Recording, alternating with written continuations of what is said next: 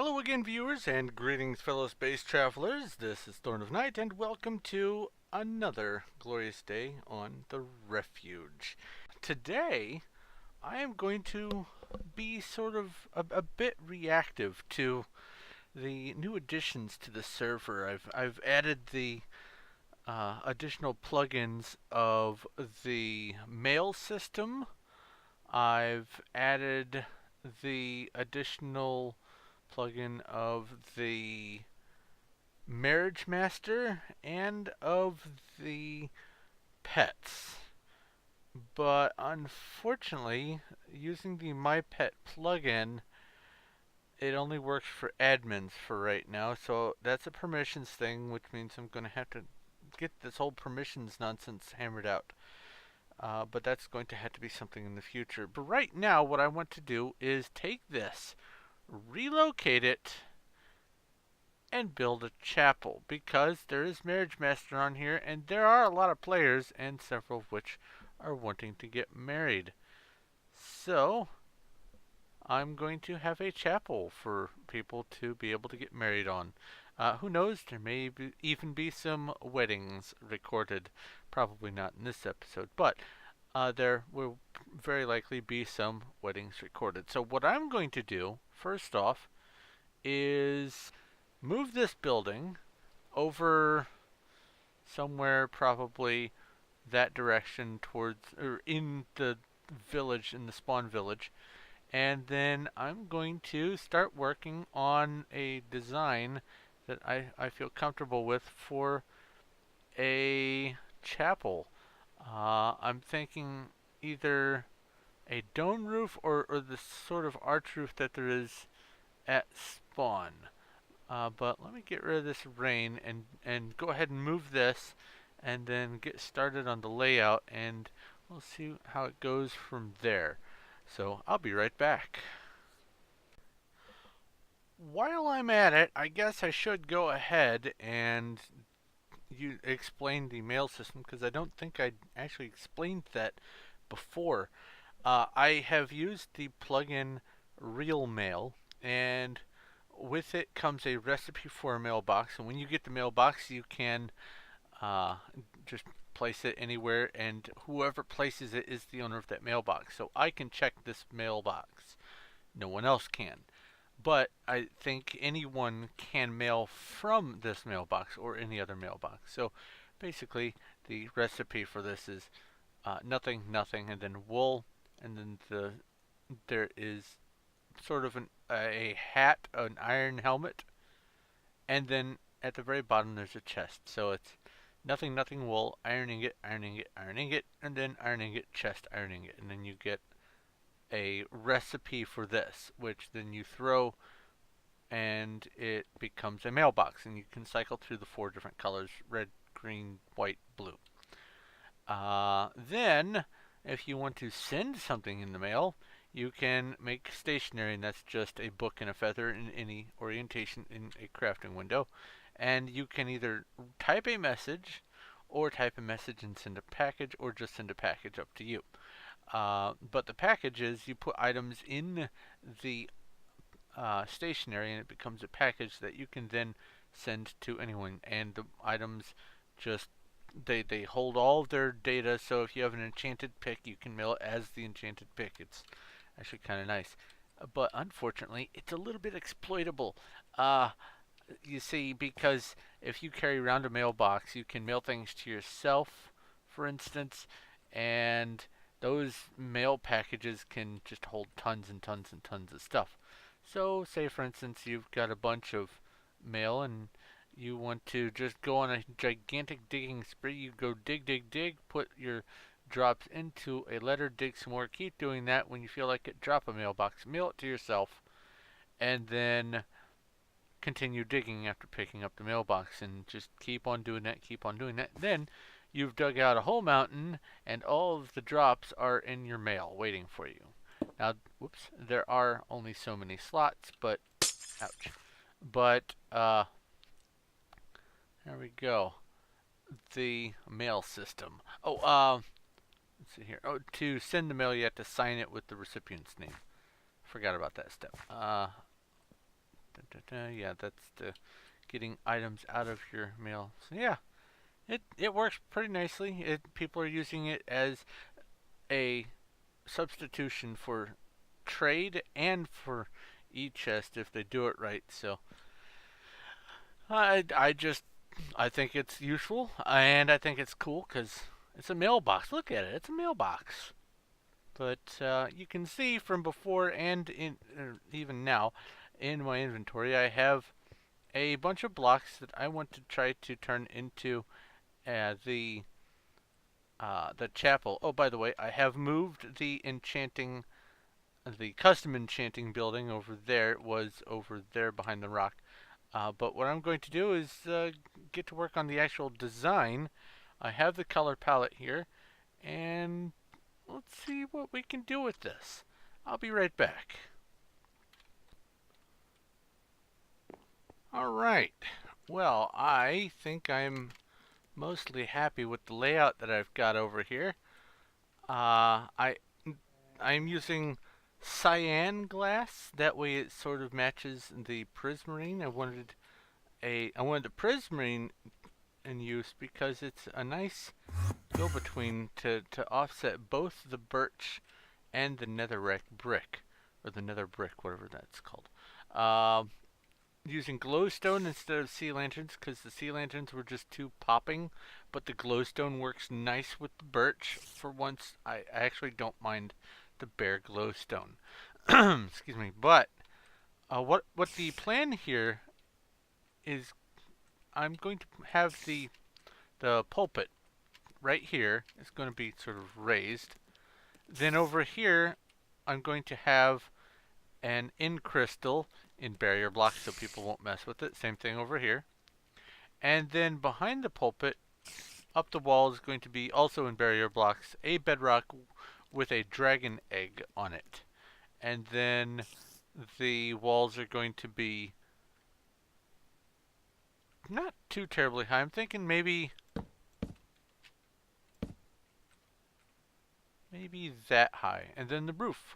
Now here's the thing. I don't want it to be I was looking at well here, I'll just leave that there.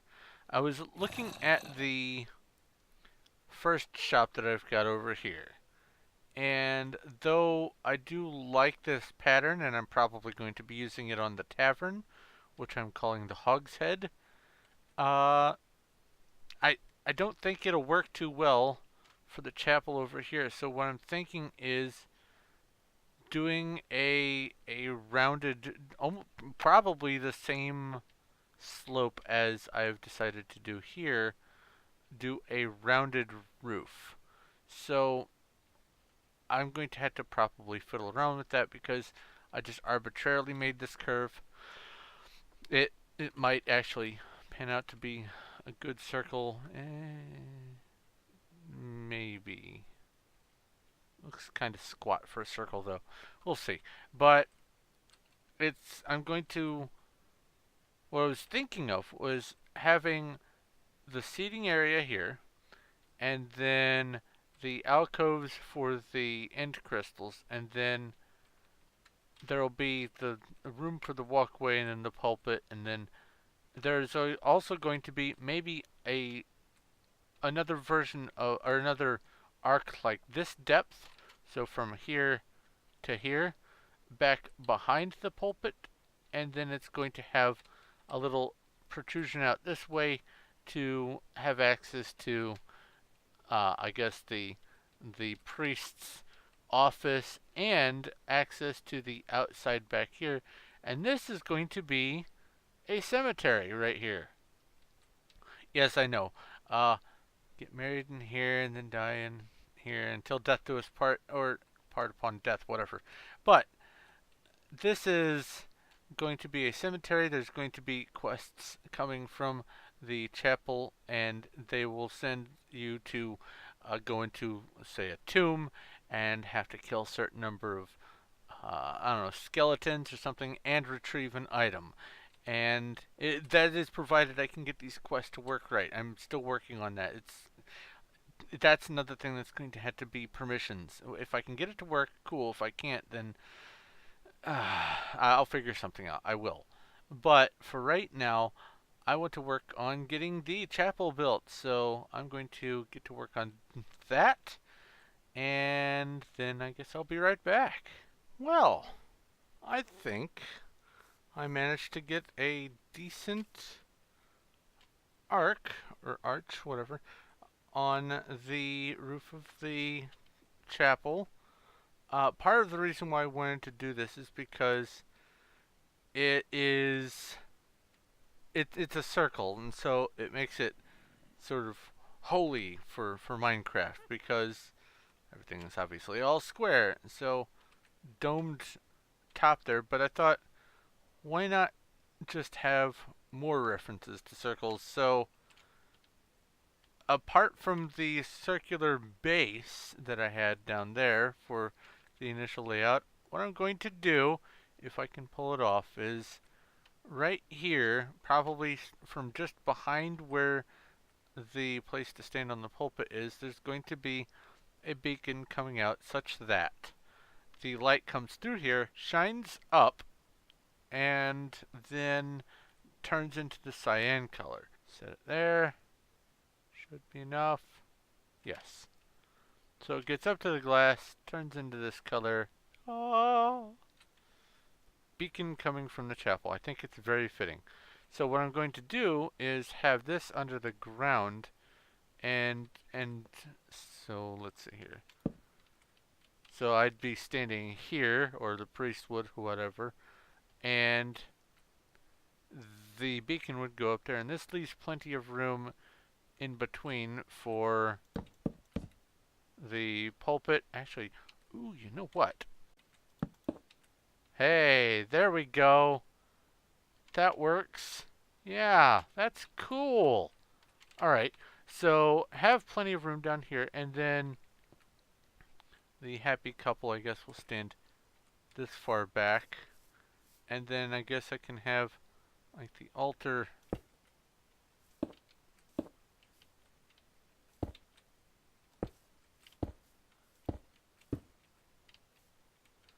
Uh, like, like so.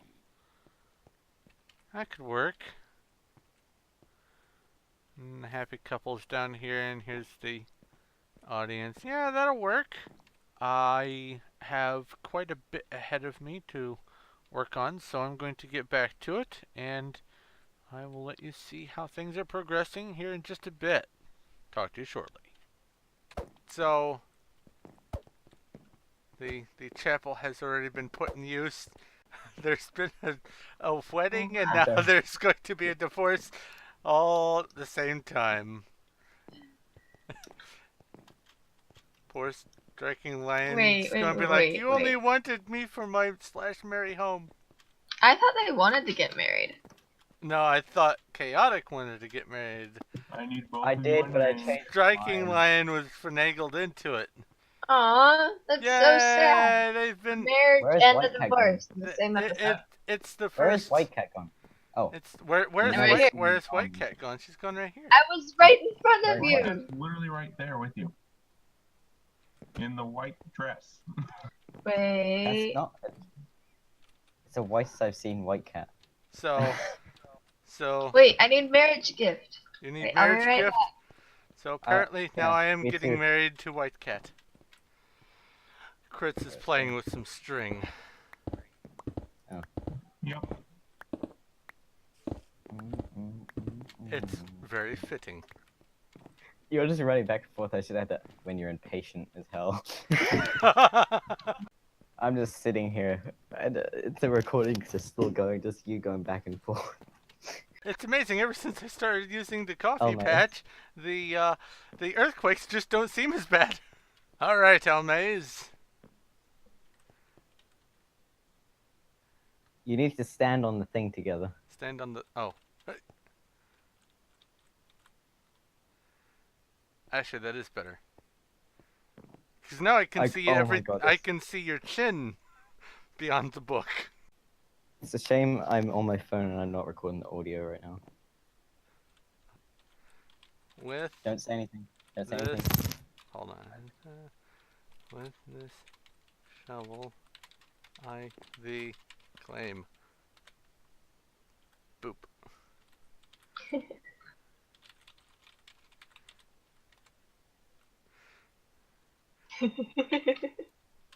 You can do / Mary Kit.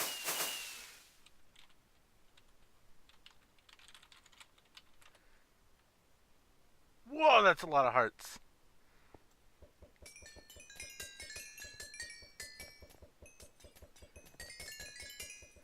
Wedding And now you bells! walk down the aisle together. Wedding bells!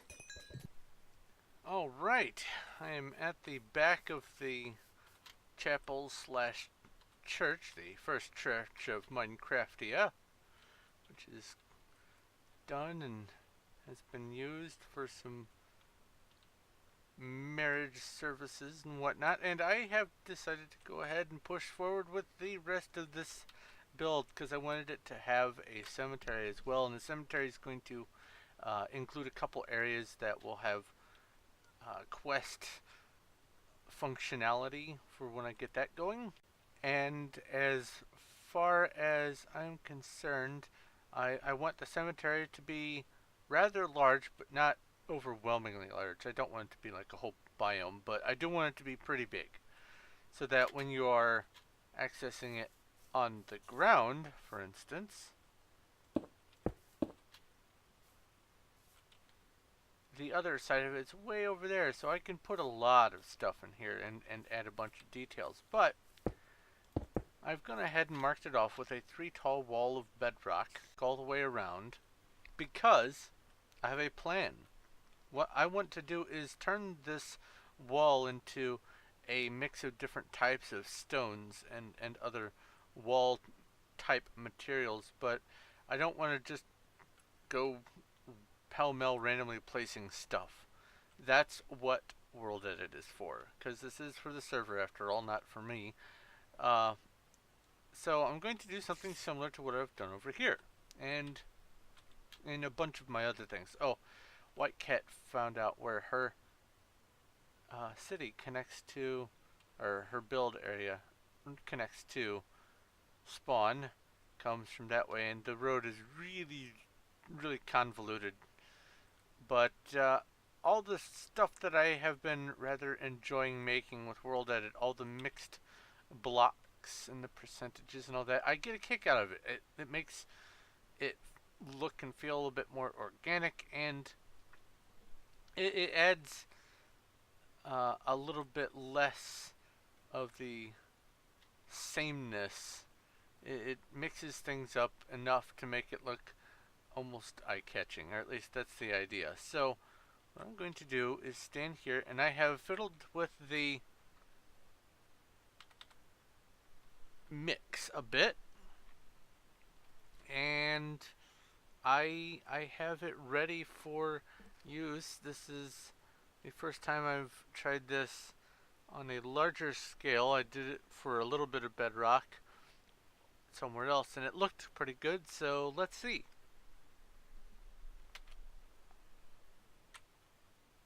Did it change all of it? No. Let's come over here and do it. Well, let's make sure it's in range. There we go. Is that everything? Looks like everything. Excellent. Good. So what I've got here are some walls, both types of walls, and I've got some cobblestone, obviously, some regular stone brick, some chiseled stone brick, some mossy stone brick, and somewhere in here, there we go, there's some cracked stone brick, and I've also got some iron bars. Now I'll be punching an entrance in right around here somewhere, so that's not going to be a big deal. It's just going to have like a slightly more decorated way in and an archway going over it, but beyond this little area, this is all going to stay the same, except what I am going to do is just do a mix of that, and some slabs. That, and that. And I'm going to make it too tall all the way around of bedrock again, and just put on a bunch of these. And anywhere where there's, say for instance, this sort of thing happening, if there aren't supporting blocks on the side, then I'll change it up to be something else. But hopefully this will look pretty decent. I'm going to go pre-bedrock everything and then do the mix of those blocks, probably just do an even mix all the way around. And the reason for that is so that mobs won't spawn on the top of the wall. I only want stuff, when you're inside, I only want stuff that's inside to matter. I'm going to have some areas lit, some are going to be slabbed, and it's going to be controlled so that only when you're in certain areas, like certain grave areas and certain tombs and mausoleums and whatnot, only some of those will have spawn conditions, and there will be spawners in here, as well as a big crypt for actually working your way through and fighting a certain number of skeletons and zombies and whatnot. So I want it to be distinct from the outside, and I don't want the outside spawn rate, like if it's nighttime, I only want maybe 1 or 2 areas to be affected by zombie and mob spawns. I want it to mainly be when you are near the area. So I'm going to have to figure out exactly how I'm going to set that up, but I can do it. So wall first, and then planning the inside of this is going to be probably the hardest part. So back to work. I just wanted to give you an update on the cemetery wall. So one of the plugins that have been recently added to the server here is a pets plugin, and I have captured an endermite and have leveled it up to the point where it is able to be controlled by right clicking with my leash here. And so these two have been chasing it around, so I decided to name it Red Dot. And so they're just chasing a red dot. This is marvelously entertaining.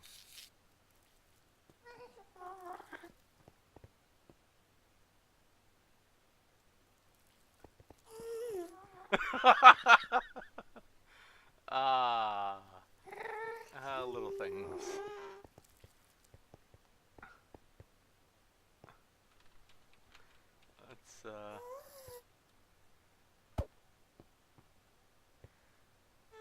Let's name it.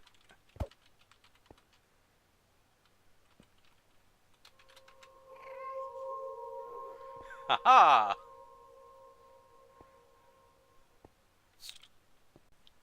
Alright, now I was just about to go ahead and do all the changeover before I recorded, but I don't think I've actually gone over how I decide to do this and how I do the world edit commands for making the stuff for the roads and the different mixes of blocks and whatnot. So here is how to do it. If you want to do a replacement of certain types of blocks within a radius of yourself, what you have to do is replace near. And if you want to be a distance of 5, I think it's a cube of 5 by 5 by 5 in all directions. So that I guess would make it 11 by 11 by 11 maybe, counting the center block. You would do 5. But in this case, because it is a large area, and we saw that the 40 wasn't enough before, I'm going to go 45, and that should encompass all of the bedrock around me. So now what we need to do is decide what blocks we are replacing. Well, in this case, bedrock. But if I wanted to add another block to the mix, I could go grass. I could go rip crits. I could go leaves, anything. So what I'm going to do is just replace the bedrock, and I'm going to replace it with a mix of things. And here's the important thing to remember. You saw that when I was adding the things to the list to replace, I was just putting a comma. No spaces, because the space is how it determines what the next section of the command is going to be. So what I'm going to do is replace the bedrock with 17%, and again, no spaces, of regular cobble wall, and then 17% of mossy cobble wall, and then 17% of iron bars, and then the 3 different slabs. Let's see if this works right. Boop. Look around. Yeah, I'm going to have to definitely do some manual modification there.